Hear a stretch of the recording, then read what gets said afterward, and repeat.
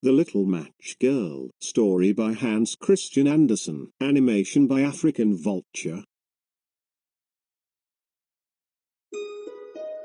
It was so terribly cold, snow was falling, and it was almost dark. Evening came on, the last evening of the year. In the cold and gloom, a poor little girl, bareheaded and barefooted, was walking through the streets. Of course, when she had left her house, she'd had slippers on, but what good had they been? They were very big slippers, way too big for her, for they belonged to her mother. The little girl had lost them running across the road, where two carriages had rattled by fast, and so the little girl walked on her naked feet, which were quite red and blue with the cold. In an old apron, she carried several packages of matches and she held a box of them in her hand.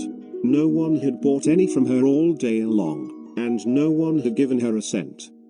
Shivering with cold and hunger, she crept along, a picture of misery. Poor little girl. The snowflakes fell on her long hair, which hung in petty curls over her neck. In all the window lights were shining, and there was a wonderful smell of a roast goose, for it was New Year's Eve. Yes, she thought of that.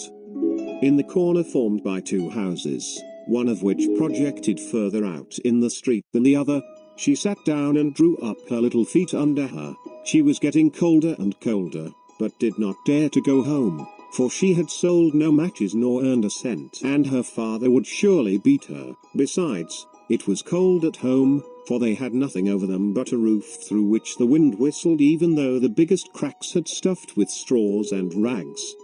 Her hands were almost dead with cold. Oh, how much one's little match might warm her! If she could take one from the box and rub it against the oil and warm her hands. She drew one out. Raj! How it sputtered and burned. It made a warm, bright flame, like a little candle. As she held her hands over it, it gave a strange light. It really seemed to the little girl as if she were sitting before the great iron stove with shinging brass knobs and a brass cover. How wonderfully the fire burned. How comfortable it was. The youngster stretched out her feet to warm them too. Then the little flame went out, the stove vanished, and she had only the remains of the burnt match in her hand.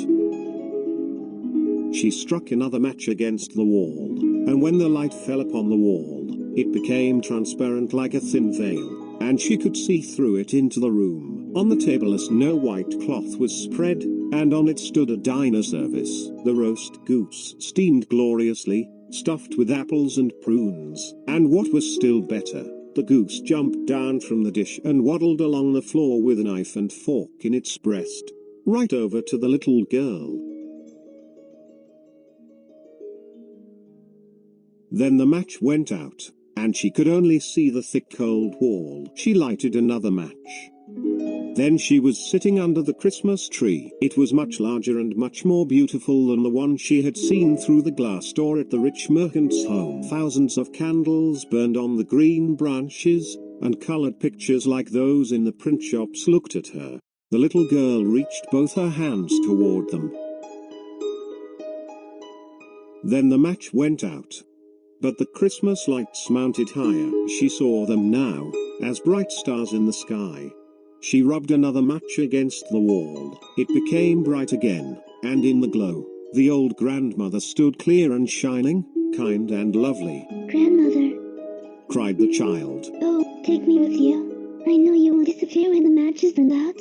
You will vanish like a warm stone, the wonderful roast goose and the beautiful big Christmas tree. And she quickly struck the whole bundle of matches, for she wished to keep her grandmother with her. And the matches were burned with a glow that it became brighter than daylight. Grandmother had never been so grand and beautiful. She took the little girl in her arms, and both of them flew into brightness above the earth, joy, very, very high, and up where neither cold nor hunger nor fear, they were with God. But in the corner, leaning against the wall, sat the little girl with red cheeks and smiling mouth, frozen to death on the last evening of the old year. The New Year sun rose upon the pathetic figure. The child sat there, stiff and cold, holding the matches, of which bundle was almost burned. She wanted to warm herself.